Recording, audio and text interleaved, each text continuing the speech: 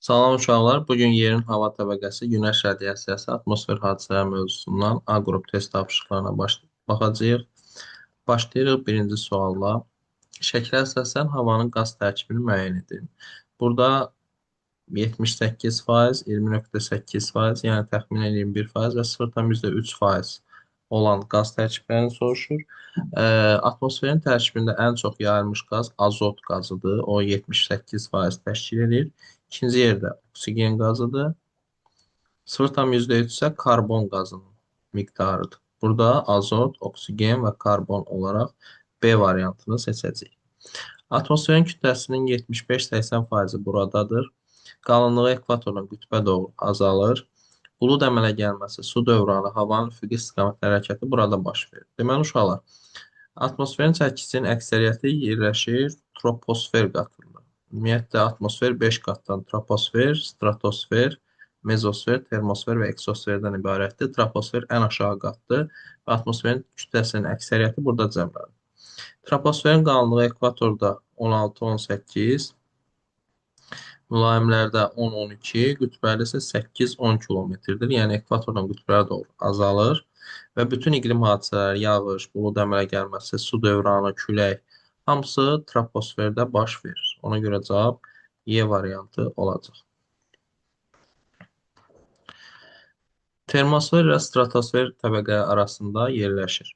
Deməli, ardıcılığa görə troposfer, stratosfer, mezosfer, sonra isə termosfer gəlir. Yəni, stratosfer ilə termosferin arasında mezosfer təbəqəsi yerləşir. Günəş radiasiyasını daha az əks etdirənsə, daha az əks etdirirsə, deməli, udma qabiliyyəti daha çoxdur. Udma qabiliyyəti ən çox olansa su səthidir. Burada su səthi olaraq gölü seçəcəyik. Atmosferdə çoxluq təşkil edən qaz, bayaq birinci sualda da dedik, azot qazıdır. Atmosfer qatları yüksəkliyə doğru ardıcıllıq. Birinci troposfer, sonra stratosfer 3-5, mezosfer 4, termosfer 2 və eksosfer 1, yenə C variantı olur.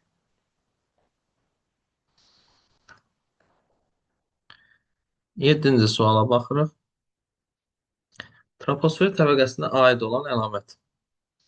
Aşağı sərhəddi 80, yuxarı sərhəddi isə 800.000. Bu termosferə aiddir.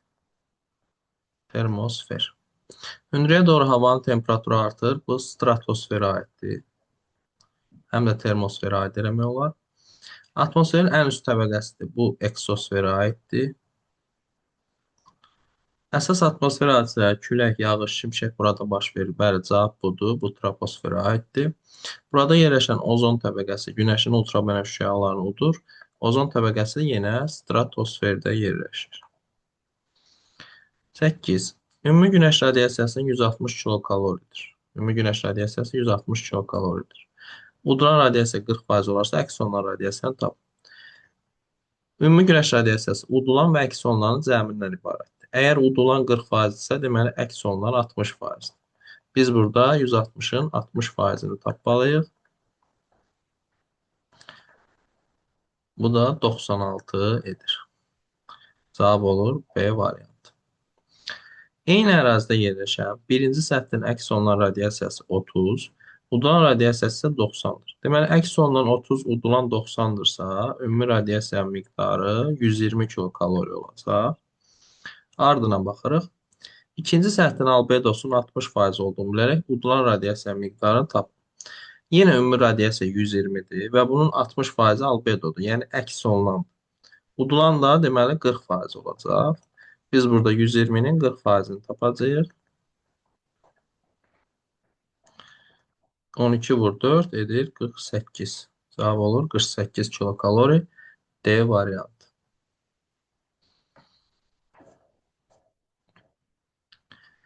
Ümumi günəş radiasiyası miqdarı 160 kilokaloridir. Səthə çatan günəş radiasiyasının 30%-i yer səthindən əks olunur. Udulan günəş radiasiyası miqdarını tapın. Əgər 30% əks olunursa, deməli 70% udulur. Biz burada 160-ın 70%-ni tapacağıq. 16 vur 7, o da eləyəcək 112. Cavab olacaq Y variantı. Günəş radiyasiyasının maksimum və minimum düşdüyü iqlim qurşaqları. Deməli uşaqlar, günəş radiyasiyasının maksimum düşməsi üçün ərazi buludsuz, şəffaf olmalıdır. Buludsuz ərazidə tropik iqlim qurşağı, yəni səhra zonalarına uyğun gəlir. Yəni maksimum tropikdə olacaq. Minimum düşməsi üçün ərazi çox buludlu olmalıdır. Burada da biz qütbləri seçəcəyik. Qütblərdə düzdür, yağıntı miqdarı azdır, lakin həmişə buludludur, həmişə mənfi temperaturdur deyə nisbi rütubətliyi həmişə yüksəkdir, hava su buxarını özündə çox saxlaya bilmir. Ona görə də həmin ərazilər buludluluq yüksəkdir və radiasiya miqdarı minimumdur. Günəş radiasiyasının 60 kilokalorisi, yəni 30%-i yer səthindən əks olunmuşdur. Ümumi və udlanı tapın. Burada ümumi günəş radiasiyası 60 deyil. Ümumi günəş radiasiyasının 60 kilokalorisi, yəni 30% əks olunmuşdur. 60 kilokalorisi, yəni 30% deyirsə, deməli 60 kilokalori 30%-ə bərabərdir. Neçəninsə. Bəs bu ümumi radiasiya nə qədərdir? Yəni 100% nəyə bərabərdir? X-ə. Yəni tapırıq ki, 60 neçənin 30%-dir. 60-ı 100-ə vurub 30-a bölürük. Burada da x bərabərdir 200 alınır. Deməli, ümumi günəş radiasiyası 200 kilokaloriymiş.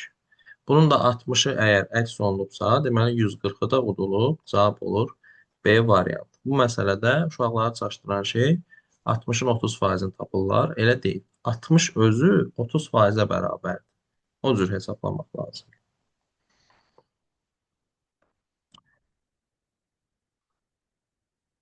Davam edirik 13-cü sualla. Fiziki aşınmanın intensiv getdiyi məntəqələr. Biz demişdik ki, aşınma mövzusunda fiziki aşınma səhralarda temperatur fərqinin gündüz və gecə arasındakı temperatur fərqinin çox olduğu ərazilərdə baş verir. Fiziki aşınmanın baş verməsi üçün gündüz və gecə arasında temperatur fərqi çox olmalıdır. Birincidə temperatur fərqi 3-dür, 7 ilə 4-ün arası. İkincidə 30-dur. Üçüncüdə 9-dur. Dördüncüdə 25-dir. Beşincidə 3-dür. Altıncıda 6-dır. Yəni gündüz temperaturundan gecə temperaturuna çıxanda. Burada ən çox fərq ikinci və dördüncü məntəqələrə uyğun gəlir. Ona görə cavab B variantı 2 və 4. Yer səthində albedonun daha yüksək olduğu səth təbii ki, buz və qar səthidir. Çünki onlar istini özündə saxlaya bilmir. Gələn günəş radiasiyasının 95%-ni geri qaytarırlar. Əks elətdirirlər. Orta suda temperaturu hesablayın. Orta sudaq temperaturda bizə verilən 3 saatdan bir ölçülmüş 8 temperatur toplanır və sonda 8-ə bölünür. Yəni ədədi orta tapılır. Burada mənfiləri 1 toplayaq, müsbətləri 1, mənfi 2, mənfi 5, mənfi 7, üstünə mənfi 7, mənfi 14, üstünə mənfi 1, mənfi 15. Müsbətləri toplayaq, müsbət 4, müsbət 8, 12, müsbət 3, 15. Sıfırında bir əhəmiyyəti yoxdur. 15 müsbət, 15 mənfi, elədi 0. Bir-birini apardılar. 0-ı da 8-ə böləndə yenə 0 eləyəcək. Ona görə də orta sutkalıq temperatur elə olacaq 0 dərəcə. Sutkalıq temperatur amplitudunu hesablayın. Amplitud günün ən isti temperaturu ilə ən soyuq temperatur arasında fərq deməkdir.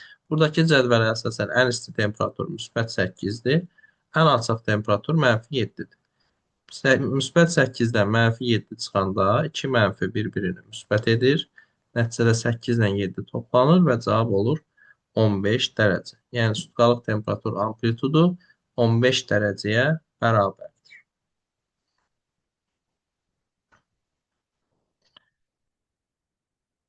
On 17-yə baxırıq.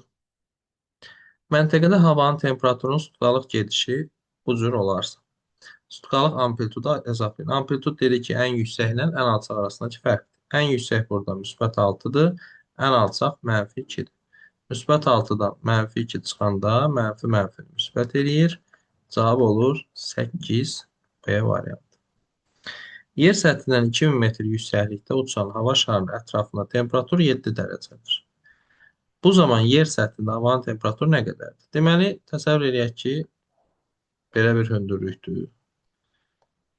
Yer səthindən bura 2000 metr yüksəkdədir. Və burada temperatur müsbət 7 dərəcədir. Yer səthindəki temperaturu soruşur. Yer səthi deyəndə söhbət 0 metrdən gedir. 2000 metr yüksəkdə 7 dərəcədirsə, 0 ilə 2000 arası da elə 2000 metr edir. 1000-ə 6 dərəcə dəyişirsə əgər temperatur, deməli 2000-ə 12 dərəcə dəyişəcək. Və dağın zirvəsində həmişə ətəyinə nisbətən temperatur daha az olur. Yəni yüksəklikdə aşağıya nisbətən az olur. İndi biz yüksəkdən aşağı düşdüyümüz üçün temperaturu artırmalıyıq. Arada 12 dərəcə fərq varsa 7-nin üzərinə 12 gəlirik, eləyir 19. Deməli, aşağıda yer səthində temperatur 19 dərəcə Selsidir. M məntəqəsində havanın temperaturunun sutkalıq gedişi bu cür olarsa, müvafiq olaraq orta sutkalıq temperaturu və sutkalıq temperatur amplitudunu hesablayın. Orta sutkalıq temperaturda biz bunların hamısını toplayıb 8-ə böləcəyik. Amplitudda isə ən yüksəkdən ən alçağa çıxacaq. Gəl mənfiləri bir toplayaq. Mənfi 5, mənfi 2, mənfi 7, mənfi 1, mənfi 8. Üstə gələk. Müsbətlər 0 heç, 3, 6, 9, üstünə 7, 16, üstünə 4, 20. Mənfi 8 üstə gəlir 20 eləyir 12. 12-ni 8-ə böləndə eləyir 1,5. Sutkalıq orta temperatur 1,5 dərəcədir. İndi isə amplitudu hesablayaq. Burada ən yüksək temperatur müsbət 7-dir. Ən alçaq temperatur mənfi 5-dir. Müsbət 7-dən mənfi 5 çıxanda mənfi müsbət eləyir. Eləyəcək 12 dərəcə. Amplitud isə 12 dərəcədir. 1,5 və 12 cavab Y variantı. Niyə C variantı 12 və 1,5 olmadı? Çünki bizdən burada müvafiq ardıcıllığı istəyir. Birinci sutkalıq temperaturu soruşur deyə birinci 1,5-i yazmalıyıq. Şimal yarımkürəsində mütləq minimum temperatur qeydə alınıb. Sibirdə, Oymyakonda mənfi 71 dərəcə Selsi.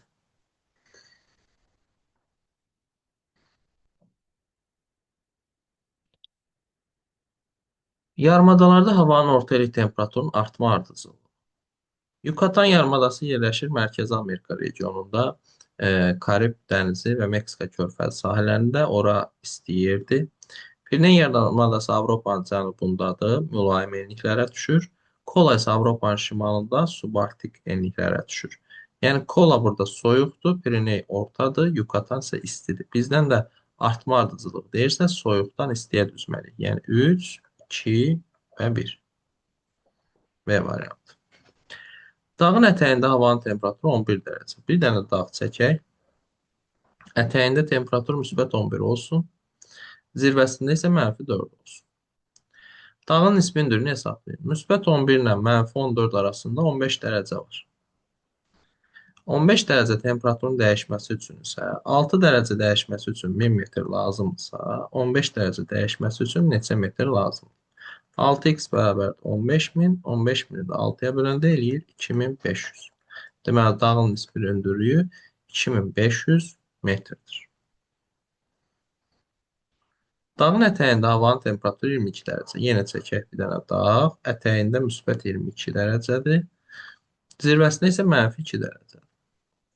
Dağın nisbi hündürlüyü yenə eyni qaydada. Müsbət 22 ilə mənfi 2 arasında 24 dərəcə fərq var. Əgər 6 dərəcəyə 1000 metrdirsə, 24 dərəcəyə də x metrdir. 24 6-dan 4 dəfə böyükdür. 1000-i 4-ə vuracaq, eləyəcək 4000 metr. Deməli, aradakı fərq 4000 metrə bərabərdir. Sutkalıq temperatur qrafikinə əsasən məntəqənin orta sutkalıq temperaturunu təyin edin. Yenə 8 ölçməni toplayıb 8-ə böləcək. Mənfi 4, 0, müsbət 4, 6, müsbət 4, müsbət 2, 0 və mənfi 2. İndi bunların hamısını toplayaq. Mənfi 4-dən müsbət 4 getdi, müsbət 2 ilə mənfi 2 getdi, sıfırlar getdi, qaldı 6 ilə 4, elədi 10 dərəcə. Onu da bölürük 8-ə, çünki 8 dəfə ölçmə aparıb, o da eləyir 1,25, cavab olur C variantı.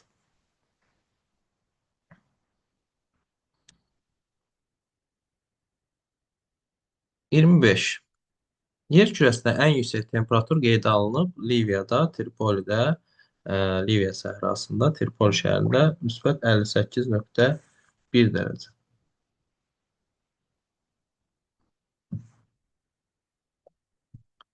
Yer kürəsində ən aşağı temperatur qeydə alınıb Antarktidada Fuji günbəzində mənfi 91,2 dərəcə. Oymyakon Şimal yarımkürəsinin ən aşağı temperaturudur. Eyni temperatur təzyiqə malik nöqtəyə birləşən xəttlər eyni temperatur izotermlər, eyni təzyiq isə izobarlar elə A variantı olacaq. İzoqamin buxarlanmadır, izohips hündürlükdür, izoget yağıntıdır, izobat dərinlikdir. Küləyin istiqamətini hansı cihazdan ölçürlər? Flügel. Termometrlə temperaturu, nivellə nisbi hündürlüyü, hidroqrafla suyun miqdarını, barometrlə təzyiqi ölçürlər.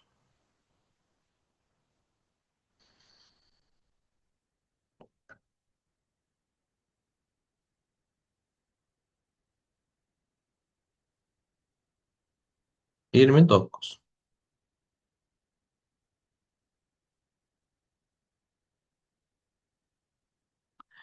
Dağın ətəyində atmosfer təzyiqi 729 mm, zirvəsində isə 534 mm civə tutur. Gəlin bunu oxuduq, çəkək. Bu olsun dağın ətəyi 729, bu olsun zirvəsi 534. Zirvədə havanın temperaturu müsbət 12,5-dir. Burada temperatur 12,5-dir. Ətəkdə temperatur nə qədərdir? Burada sual.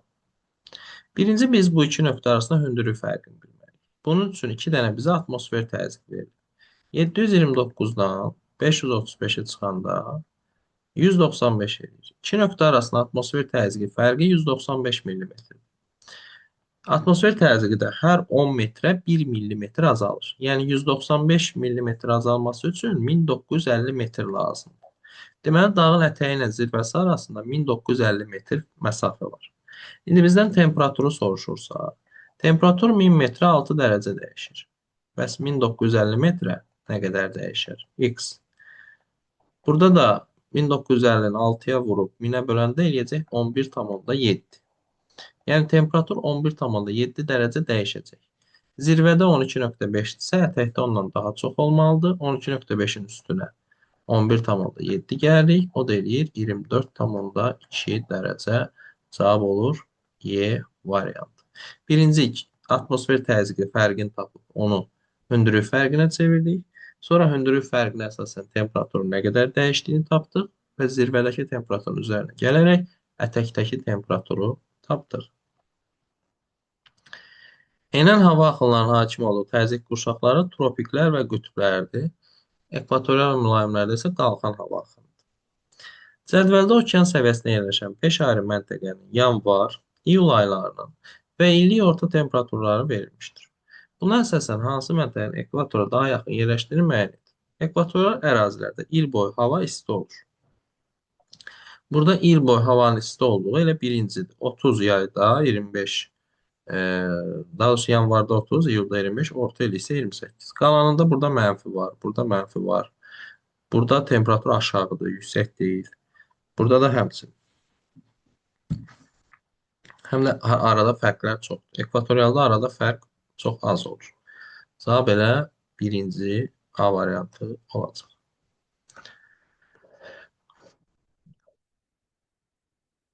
Kəsmə yüksəkliyi 100 metr olan sxemdə A məntəqəsində atmosfer təzyiqi 720 mm civə sütunu olduğunu nəzərə alaraq B məntəqəsindəki atmosfer təzyiqini tapın.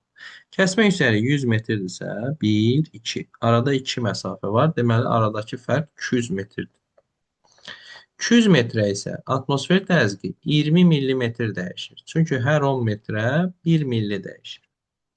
A məntəqəsi Berkştirlərdən görürük ki, dağın zirvəsində yerləşir. B məntəqəsi aşağıdadır.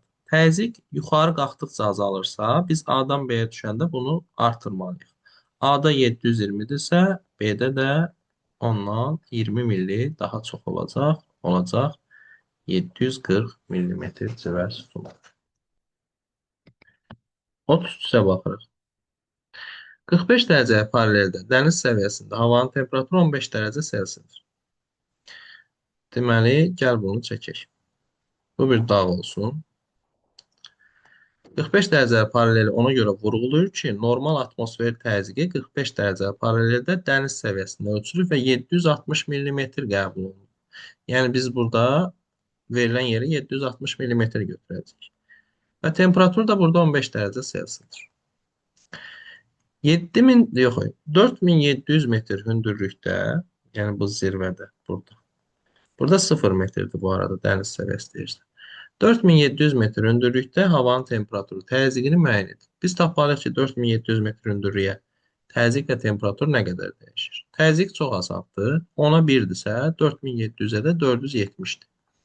Təzyiq 470 azalacaq. 760-dan da 470-i çıxanda eləyəcək 290.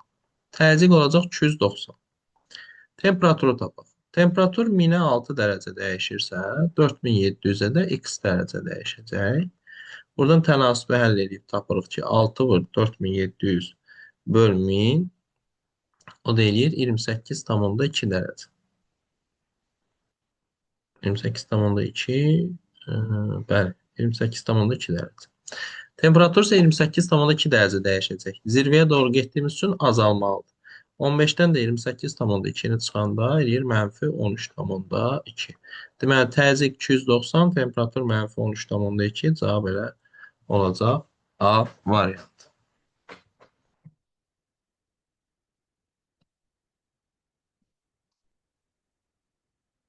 Dəniz sahilində yerləşən dağın ətəyində havanın temperaturu 21 dərəcə, zirvəsində 6 dərəcədir. Dağın mütləq hündürlüyünü və zirvədəki təzyiqi tapın. Gəlin tapaq.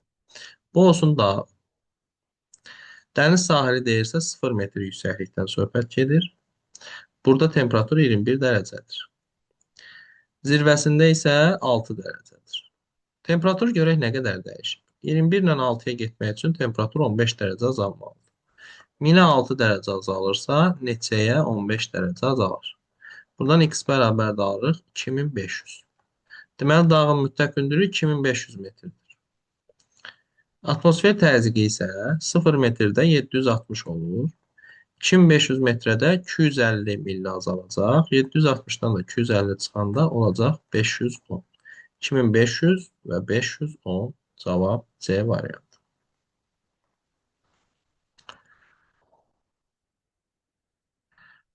Xəritə sxemi əsasən enən hava axınlarının üstünlük təşkil etdiyi məntiq. Enən hava bayaq dedik, tropiklərdə və qütblərdə olur.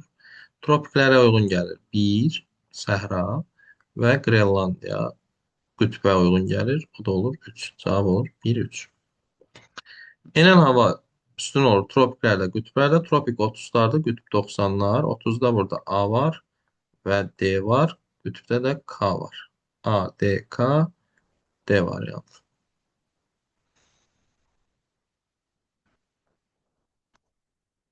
Qalxan hava üstünlük təşkil edir. Ekvatorialla mülayimdə cavab A variantı.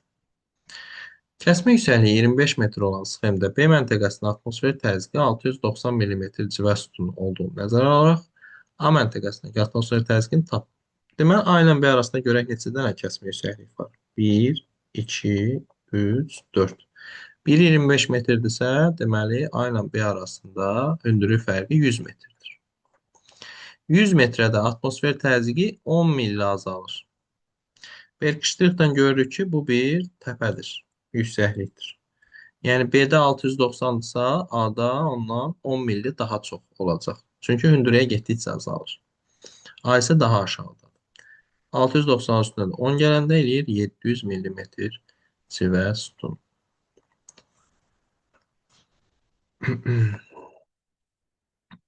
39. Hansı məntəqə arasında atmosfer təzyiqi fərqi daha çoxdur? Hündürlük fərqi hansılarda daha çoxdursa onlardır. Y ilə C arasında 100 metrdir.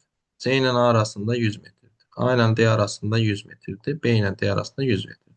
Amma A ilə B və A ilə E arasında hündürlük fərqi 200 metrdir.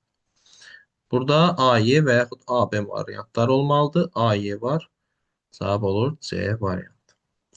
Sxemə əsasən A nöqtəsinin atmosfer təzyiqinin 680 mm civə sütunu, B nöqtəsində 560 mm civə sütunu olduğunu bilərək kəsmə yüksəkliyi tapın. Birinci görək bu atmosfer təzyiqi nə qədər dəyişib. 680-dən çıxaq 560. Edir 120. 120 mm atmosfer təzyiqinin dəyişməsi üçün 1200 metr lazımdır. Çünki hər 10 metrə 1 milli azalır. Deməli, A ilə B arası 1200 metrdir. Görək A ilə B arasında neçə horizontal var? 1, 2, 3, 4. 1200 bölək 4-ə eləyir 300. Deməli, kəsmə yüksəkliyin qiyməti 300 metrdir.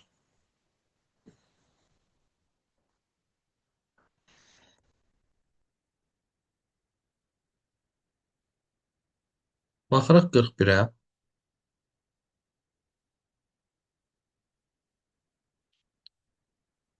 Tayfun küləklərinin səciyyəvi olduğu ərazi. Tayfun küləkləri Cənub-Şərqi Asiya, Cənubi Asiya və yaxud Şərqi Asiya regionunda əsən küləklərdir. E, tropik siklonlardır. Çoxlu rütubət gətirirlər əraziyə. Bu da Şərqi Asiya regionunu burada seçəcək.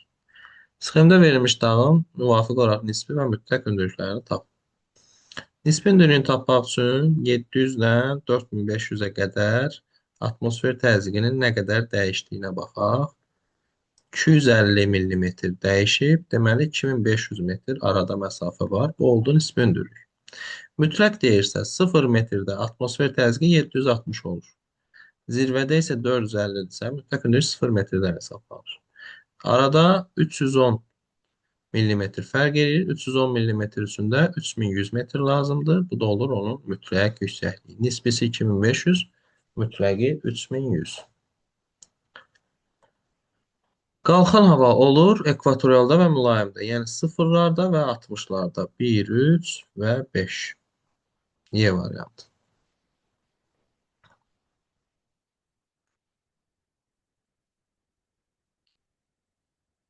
Tropik siklonların səciyyəvi olduğu ərazilər. Biz burada materiklərin şərq kənarında yerləşən ərazilərə üstünlük verəcəyik. Daxili rayonları isə atacağıq. Məsələn, Turan ovalığı daxili ərazidir. Padan ovalığı daxili ərazidir. Taymır yarımadası çox soyuq yerdə yerləşir. Orada tropik siklon olmaz. Şərqi Avropa düzənliyi daxili ərazidir. Mississippi Amerikanın cənub-şərq hissəsində orada tropik siklonlar əsir. Florida yarımadası da həmin ərazidədir. Böyük Çin düzənliyi də Asiyanın şərqində yenə musson küləklərinin tropik siklonların təsirinə məruz qalır. Sxema əsasən passat küləklərini müəyyən edir. Passatlar tropiklərdən ekvatoriala doğru əsən daimi küləklərdir. Tropiklər 30, ekvatorial isə 0-dır. 30-dan 0-a əsən burada 3-dür və 4-dür. Cavab 3, 4, Y variantı. 2 ilə 5 qərb küləklərdir, tropikdən mülayimə əsir. 1 ilə 6 qütb küləklərdir, onlar da qütbdən mülayimə doğru əsirlər. Küləyin gücü və sürəti Beaufort şkalasına əsasən müəyyən olunur. Kelvin, Celsius, Fahrenheit bunlar temperatur üçündür. Richter isə zəlzələ üçün. Sxemi düzgün tamamlayan bənd. Küləyin istiqamətini früger ölçür, havanın temperaturunu termometr ölçür, atmosfer təzyiqini isə barometr cihazı ölçür.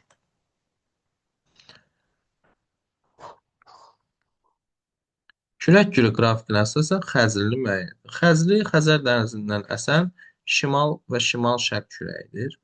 Burada külək gülünü də şimal-şərqi göstərən B variantıdır. Ona görə cavab olur B. Sutqa ərzində istiqamətini 2 dəfə dəyişən küləklər brizlər adlanır. Gündüzlər dənizdən quruya, gecələr qurudan dənizə əsən küləklərdir. Passat daimi küləkdir, qərb daimi küləkdir, musson mövsümi küləkdir. Xəzri isə ilin müəyyən vaxtlarında qış aylarında əsasən Xəzərdən əsən küləkdir. Xəritə sxemasından qərb küləklərinin təsiri altında olan ərazilər. Qərb küləyi tropiklərdən mülayimlərə doğru əsir. Biz burada mülayim enliklərdə yerləşən Avropada 4, Amerikada 1 və 3-ü seçəcəyik. 2, 5, 6 isə tropiklərdə yerləşir. Bunlarda qərb küləyi olmayacaq. Passatlar olacaq. Cavab 1, 3 və 4 Y variantı.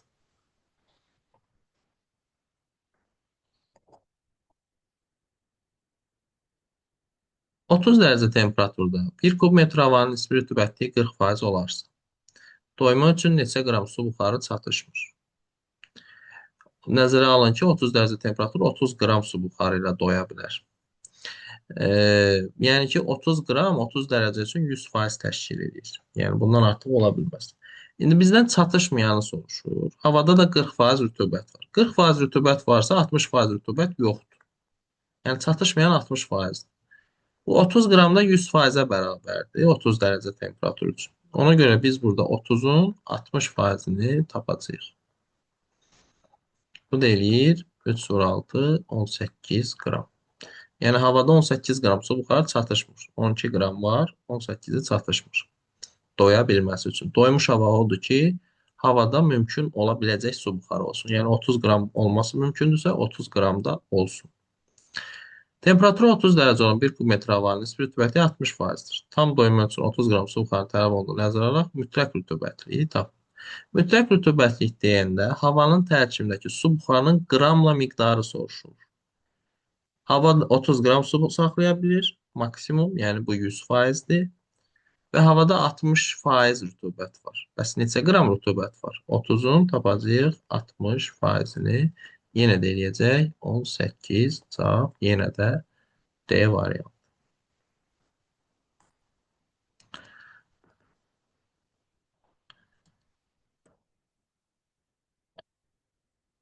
53-ə bax.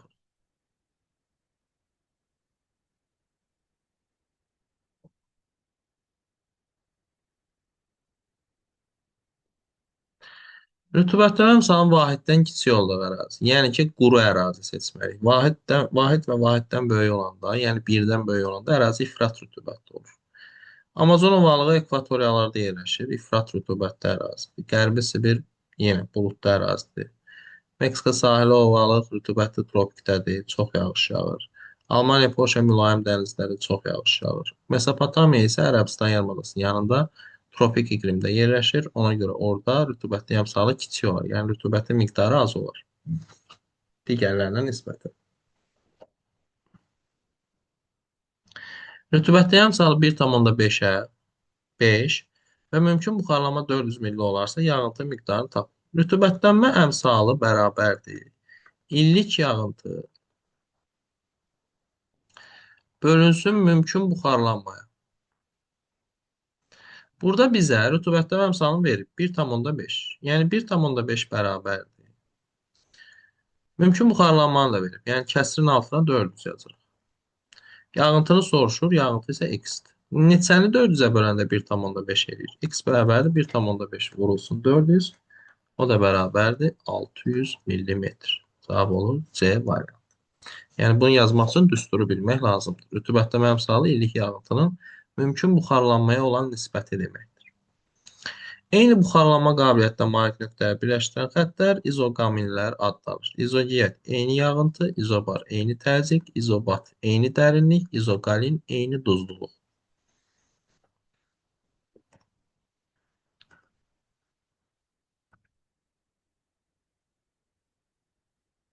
Buludsuz, küləksiz, mənfi temperatur şəraitində havadakı rütubətin soyuq səthlə təmasından əmələ gəlir. Yəni ki, buluddan yağmır. Buludsuz şəraitdə havadakı rütubət soyuq səthlə toqquşur və qrov yaradır. Dolu, qar, yağış bunlar buluddan yağandır. Şeh isə mənfi temperaturda olmur. Şeh su, maye halındadır. Bunun üçün nisbətən soyuq, amma müsbət temperatur lazımdır. Havadan çökən yağıntılar, yəni buluddan yağmayanlar. Yağış buluddan yağır, qar buluddan yağır, dolu buluddan yağır. Sırsıra, şeh, qrov isə havadan çökən yağıntı növləridir. Yəni buludsuz mövcud olan yağıntı. Rütubətlənmə əmsalının hansı göstərici fiziki aşınma güclüdür? Fiziki aşınma biz demişik səhralarda güclü olur. Səhralarda isə yağış ümumiyyətlə yağmır və yaxud çox az yağır. İsti isə çox olur. Burada yağışın az yağdığı 100 millimetr, istinin də çox olduğu, yəni mümkün buxarlanmanın çox olduğu 1200-ü seçə bilərik. Çünki bu təxminən 0,09-a falan bərabər olacaq. Digərlərində məsələn burada 0,5-dir, burada 1-dən yüksəkdir, burada 1-dən yüksəkdir, burada 1-dən yüksəkdir. Yəni bizə rütubətləmə əmsalının ən aşağı göstəricisi lazım idi. O da B variantına uyğun gəlir.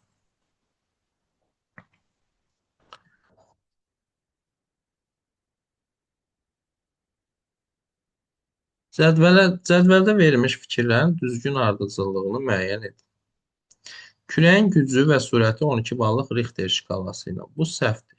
Beaufort şkalası ilə bilinir. Richter zəlzələyə aid. Bu fikir səhv. Mülayim qurşaqlarda havanın enən hərəkəti daimi yüksək təzyiq yaradır. Bu da səhvdir. Mülayim qurşaqlarda qalxan hava alçaq təzyiq olur.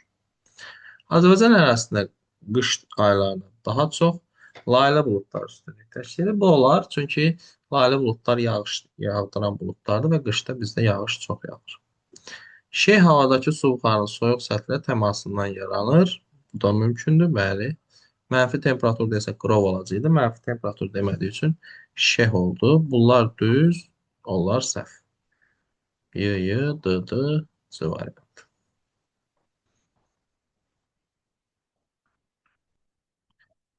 Xəritə sxeminə verilmiş məntəqələrin hansılarında illik mümkün buxarlanmanın qiyməti daha böyükdür?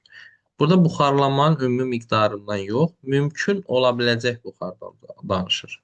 Buxarlanmanın mümkün ola bilməsi üçün ərazi isti olmalıdır. Buxarlanmanın çox olması üçün həm isti, həm rütubətli olmalı. Yəni su olmalıdır ki, buxarlanar. Bizdə isə burada su olmasa da olar. Yəni sadəcə mümkün ola biləcəyi soruşur. Biz burada ən isti yerləri seçməliyik. Ərəbistan, Hindistan və elə bunlar. 3-5.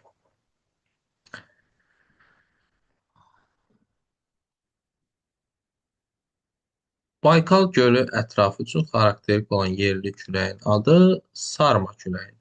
Bora Qaradənizdə, Səmunla Xəmsin Ərəbistan və Şimali Afrikada, Mistral isə Fransada əsən yerli küləkdir. Fransa və İtaliya üçün xarakterik olan küləklər müvafiq olaraq Mistral və Sirokkodur. Səmun Ərəbistan, Şimali Afrika, Sirokko düz gəlir. Villi Villi Avstraliya, Səmun yenə Ərəbistan, Bora Qaradəniz, Mistral Fransadır. Xəmsin Ərəbistan, Şimali Afrika, Bora yenə Qaradəniz olur. Cavab A variantı. Musson küləklərinə aid deyil. Şərqi, cənub-şərqi, Cənubi Asiyada əsirlər doğrudur. Qışda qurudan okeana əsir. Bəli, yayda okeandan quruya, qışda qurudan okeana. Yayda okeandan quruya doğru əsir və özü ilə bol yağıntı gətirir. Bəli, su səthi üzərinə gəldiyi üçün çoxlu rütubət gətirir. Mövsümi küləklərdir. Bəli, 6 aydan bir istiqamətini dəyişir. İlin soyuq dövründə dağlıq ərazilərdə təzyiq fərqinə yaranan isti quru küləyin adı föhn küləyidir. Bunun mussona bir aidiyyatı yoxdur.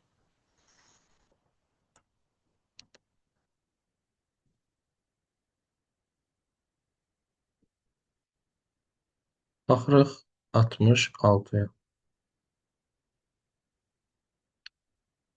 Sxemdə verilmiş təzyiq sahələri üçün ümumi olmayan xüsusiyyət. Bunlar antisiklonlardır. Mərkəzində yüksək təzyiqdir. Külək mərkəzdən kənara doğru əsir. E, Antisiklona aid olmayan xüsusiyyət nədir? Bu solda görsənilən saat əqrəbin əksinə əsən cənub yarımkürəsinin antisiklonudur. Saat əqrəbin istiqamətində əsənsə şimal yarımkürəsinin antisiklonudur. Havanın yüksək təzyiq sahəsində formalaşmışdır. Bəli, mərkəzində yüksək təzyiqdir. Şimal yarımkürəsində yerləşir. İkisi də yox, biri. Yəni səhv bu olacaq. Hava axınları mərkəzdən kənardadır, bəli. Mərkəzdə şəlakətdir. Şəlakət o deməkdir ki, yəni hərəkətsiz hava. Mərkəzdə külək əsmir, kənarlarda əsir. Doğrudur. Antisiklondur, doğrudur. Cavab olur B variantı.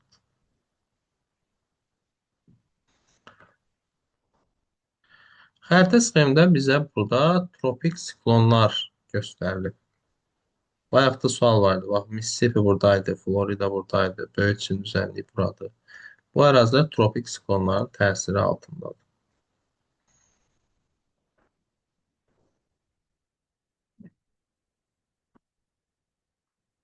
Sxemə əsasən B nöqtəsində havanın temperaturu 3 dərəcə. Burada 3 dərəcə. A nöqtəsində havanın temperaturunu, B nöqtəsində atmosfer təzyiqini hesablayın. Bunun üçün biz gəlib bir kəsmə yüksəkliyi tapaq. 450, sonra boşluq, sonra 1350-dirsə, yəni 450-dən 2 horizontal sonra 1350-dirsə, 1350-dən 450-ni çıxıb 2-yə bölməliyik ki, kəsmə yüksəkliyi tapaq. Kəsmə yüksəkliyi 450-dirsə, B-nin hündürlüyü olacaq 900. B 900 isə bura 1350, bura üstünə 450 gələndə 1800, üstünə də 450 gələndə 2250. A da 2250-dir. İndi B-dəki temperaturu verib, A-dakı temperaturu tapmaq üçün 900 ilə 1200 arasında, 1250 arasındakı hündürlük fərqini tapırıq. 2250-dən 900 çıxırıq. Eləyir 1350. Deməli, aradakı hündür fərqi 1350 metrdir. 1006 dərəcə dəyişirsə temperatur 1350 metrə nə qədər dəyişir? 6-nı 1350-yə vurub 1000-ə böləndə eləyəcək. Deməli, 8,1 dərəcə. Deməli, aradakı temperatur fərqi 8,1-dir. Berkştirlərdən görürük ki, bu bir dağdır. A deməli daha yüksəkdədir. Temperatur azalmalıdır. 3-dən 8,1 çıxanda eləyir -5,1. A-dakı temperatur budur. B-dəki atmosfer təzyiqini soruşdu. B-nin hündürlüyü 900-dür. 0 metrdə atmosfer təzyiqi 760 olur. 900 metrə isə 90 azalırsa, 760 çıx 90 eləyir 670. B-dəki atmosfer təzyiqi isə 670-dir. -5,1 və 670 cavab olur C variantı. Deməli, birinci kəsmə yüksəkliyi tapdıq, sonra A-nın B-nin hündürlüyünü tapdıq. Hündürlük fərqinə əsasən temperatur fərqini tapdıq və daha sonra da B-nin hündürlüyünə əsasən oradakı atmosfer təzyiqini tapdıq. Sxemdə verilmiş dağın hansı nöqtəsində atmosfer təzyiqi daha yüksəkdir? Atmosfer təzyiqi hündürə getdikcə azalırsa, ən aşağıda ən yüksək olacaq. Yəni, birinci məntəqədə.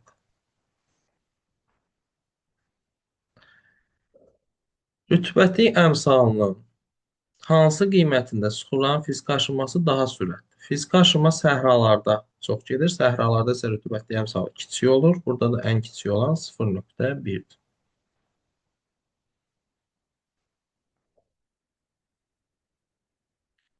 Havanın temperaturunun illik gedişatı qrafikinin aid olduğu məntəqə üçün doğru deyil. Bu əgər başı aşağıdırsa temperaturu göstərən xətt. Deməli, bura cənub yarımkürəsidir. Çünki cənubda iyun, iyul, avqust ayları, qış ayları olduğu üçün qışda temperatur aşağıdır. Cənub yarımkürəsində də doğrudur. Hindistan yarımadasında yerləşir, səhvdir. Çünki Hindistan şimal yarımkürəsində yerləşən yarımadadır. Havanın orta illik temperaturu 10 dərəcədən yüksəkdir. Baxaq, orta illik deyirsə, bəli, əksər vaxtlar 10 dərəcədən daha yuxarıdır, olar. İllik temperatur amplitudu 25-dən aşağıdır. Deməli, maksimum 25 olub, minimum 5 olubsa, amplitud 20 eləyir. Maksimumla minimum arasındakı fərq, bəli, 25-dən aşağıdır. Mülayim işıqlanma qurşağında yerləşir. Bu da olar, çünki temperatur nə çox isti deyil, nə çox soyuq deyil. Cavab olur B variantı.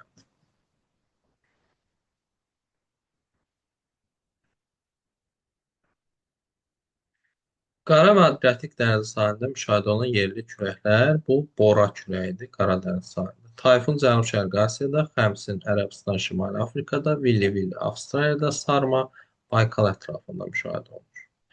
Hind-Qanq ovalığının dekan yərəsinə oxşar xüsusiyyət. Musson küləklərinin təsirinə məruz qalanlar elə bu olacaq. Çünki Cənubi Asiyada yerləşir hər ikisi Hindistan yarımadasında və orada musson küləkləri əsir. Geosignallı Hindistan platformadır. Akkumulyativdir, Hind-Qanq ovalıq olduğu üçün, dekan yaylı olduğu üçün dendasyondur. Buzlaq relief formaları isti yerdə, Hindistanda yoxdur. Qədim dağlarla əhatə olunmuşdur. Hind-Qanqın şimalı Himalay dağlarıdır, cavan dağdır. Amma dekanın şərqi, qərbi, qərbi qat və şərqi qat qoca dağlardır. Yəni, bunlar fərqli cəhətlərdir. Cavab elə A variantı. Xəritə sxeməsindən yüksək təzyiq sahəsində. Yüksək təzyiq sahəsi tropiklər və qütblərdir. Burada tropiklərdə yerləşən səhranın ortasında olan üçü seçək. Böyük səhranın ortası. Ekvatorial və mülayimlər isə alçaq təzyiq sahəsində. Nisbi rütubət göstəricisi daha aşağı olan ərazi. Yəni, quraq ərazi. Amazon meşələri eşitmişsiniz. Bu, quraq ola bilməz. Böyük səhra, Viktoriya və Qob səhraları. Üçü də səhradır. Bəli, üçü səhradırsa, üçü də quraqdır. Böyük Çin düzənliyi musson iqlimlidir, rütubətlidir. Qərbi Sibir rütubətli ərazidir. Soyuq və rütubətli. Yenə burada Qərbi Sibir var. Cavab elə B variantı olacaq.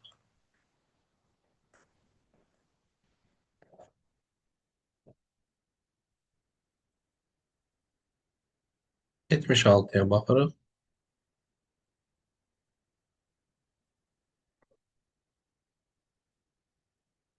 Xəritə sxeməsindən orta illik temperatur amplitudunun daha kiçik olduğu ərazi. Biz burada ekvatora yaxın yer seçməliyik. Çünki ekvator ərazilər il boyu isti olduğu üçün ən soyuq və ən isti temperatur arasındakı fərq çox az olur. Ekvator, yəni amplitud da ən isti və ən temperatur ən soyuq temperatur arasındakı fərq deməkdir. Biz burada birinci məntəqəni seçirik, ekvatora daha yaxın yerləşdiyinə görə. Xəritə sistemində verilmiş məntəqələrdən hansında qış gün dönümündə 1 kub metr havanın su buxarı saxlama qabiliyyəti daha yüksəkdir? Qış gün dönümündə günəş cənub yarımkürəsində olur. Hava su buxarı isə daha yaxşı o vaxt saxlayar ki, daha isti olar. Deməli, biz cənub yarımkürəsində yerləşən məntəqə seçməliyik. Çünki günəş cənubdansa cənubda olan daha isti olacaq. O da dördüncü məntəqəyə uyğun gəlir.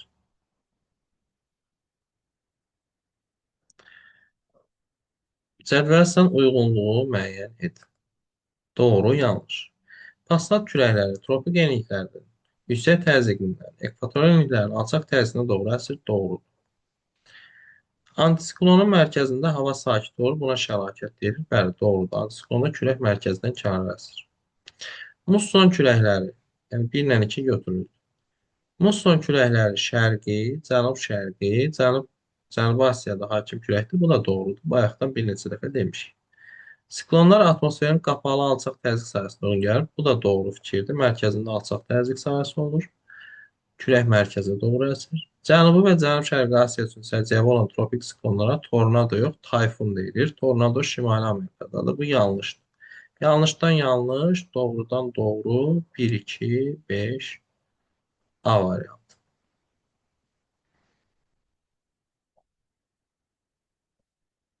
Sublimasiya nəticəsində yaranmır. Sublimasiya suyun buxar halından buz halına keçməsidir. E, Buz halına qrov keçir, dolu keçir, sırsıra keçir. Burada yaranmır deyirsə, biz burada kondensasiyanı seçəcəyik. Yəni suyun maye halına keçməsini. Bu da 2 və 3 uyğun gəlir. Y variantı. Havanın rütubətliyini ölçən cihaz hiqrometr cihazıdır.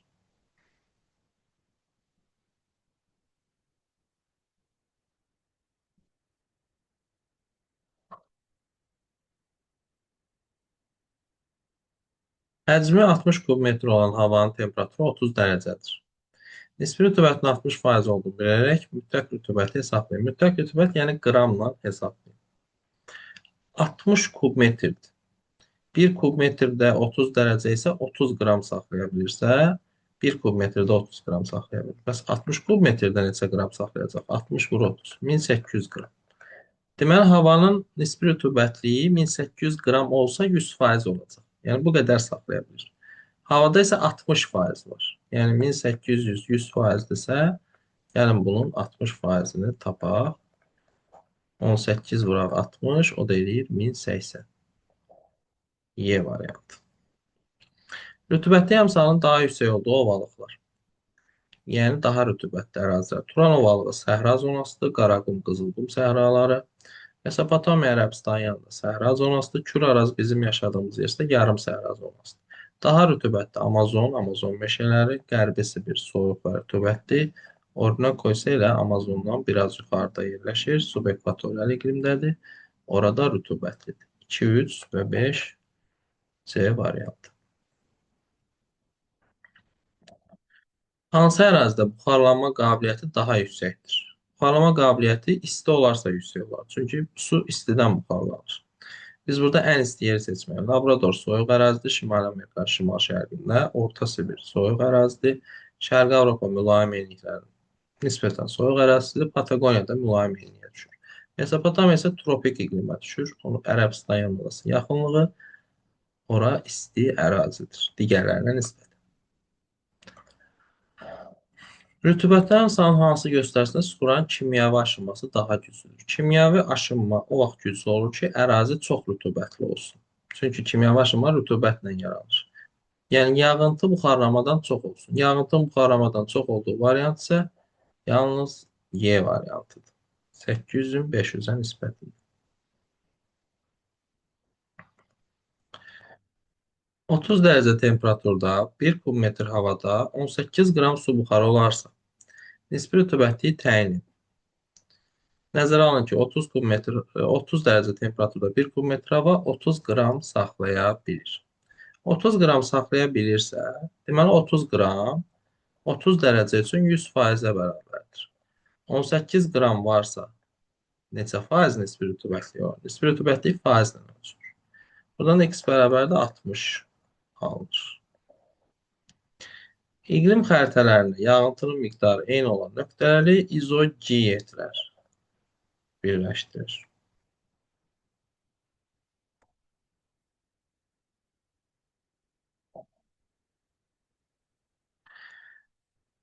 Leysan yağışları, aramsız narın yağışlar, çiskin yağışlar. Damcılar çox kiçik olur, havadan asılı vəziyyətdə yerə düşür. Bu çiskin yağışa aid. Az intensiv olur, bir neçə gün davam edir. Laylı yağışdan yağır. Bir neçə gün davam edirsə, yəni aramsız yağır. Aramsız narın yağış. Qısa müddətli gürsulu olur, topa buluddan yağır. Bu isə təbii ki, leysana aiddir. Leysan gürsulu olsa da çox qısa müddətdə yağır və bitir. 10-15 dəqiqə ərzində. Cavab Y variantı.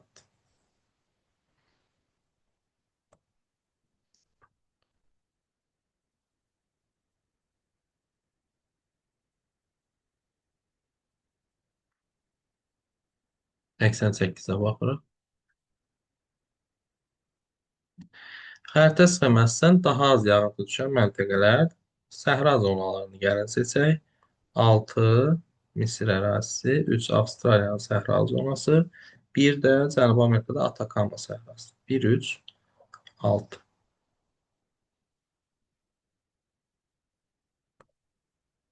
Parlama qabiliyyəti daha aşağıdırsa, deməli ərazi soyuqdur. Soyuq yerdə burada Mesopotamiya istidir, Küraraz istidir, Hindqang istidir, Küraraz istidir, Orinoco istidir. Turanda səhradır, Qərbi Sibir soyuq ərazi.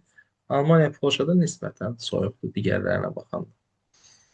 Əslində mülayim kontinentala və mülayim dənizə düşür. İsti havanın sürətlə yuxarı qalxması nəticəsində yaranır. Əsas yağıntı növü yağış və doludur. Bu topa bulud olacaq. Dolu yağış yağırsa. Yer səthindən 6-10 km yüksəkdə mənfi temperaturda aydın havada bu lələkvari buluddur. Yağıntı vermir. Çox yuxarıda olur. Əslən qış yazın əvvəli payızın sonunda mülayim havanın tədricən yuxarı qalxması ilə yaranır. Bu payız yağışı, yaz yağışı, narın yağış bu laylı buluddan yağır. Topa lələkvari laylı elə A variantı.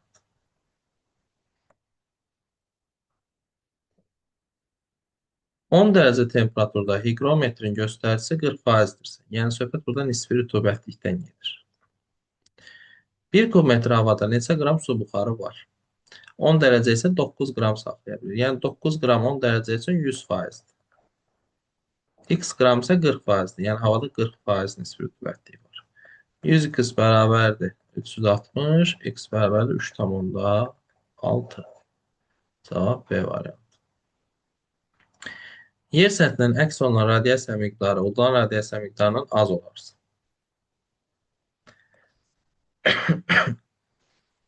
Əks olunan udulandan azdırsa, deməli yer səthi daha istidir. Yer səthində istiliyin çoxalması isə radiasiya balansının böyüməsinə səbəb olur. Balans kiçik olar, yox. Yer səthi az, yox. Çox qızar, temperatur aşağı düşməz, yuxarı qalxar, çünki daha çox udub.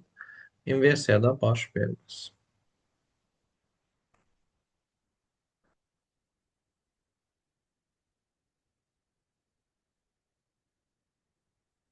Havanın temperaturu hansı temperaturda 1 kub metr havada mümkün olsa buxar miqdarı daha yüksək? Təbii ki, ən isti temperaturda, bu da 30 dərəcə olacaq. İsti hava daha yaxşı saxlaya bilir su buxarı. Havanın rütubətliyini ölçən cihazlar termometr temperaturu, barometr təzyiqi ölçür. Anemometr də təzyiqdir. Higrometr və psixrometr isə rütubəti ölçən cihazlardır. Cavab D variantı. Şimal passatları hansı istiqamətlərdir? Şimal passatları şimal yarımkərəsində tropiklərdən ekvatora, şimal-şərqdən cənub-qərbə əsir, yəni şimal-şərq. Çoxillik donuşluq. Burada biz soyuq ərazini seçməliyik, o da Orta Sibir yaylası olacaq. Donuşluğun olma səbəbi odur ki, Orta Sibir mənfi temperaturda olduğu üçün qışda ora yağış yağmır. Yer səthini qoruyacaq bir qar örtüyü yaranmır və soyuqdan torpaq başlayır donmağa və bir neçə metr dərinliyə qədər donur. Çünki üstünü qoruyan bir şey yoxdur. Nəticədə çoxillik donuşluq yaranır. A qrupu tapşırıqlarımız bu qədər. Növbəti videoda B qrup tapşırıqlara baxacağıq. Sağ olun.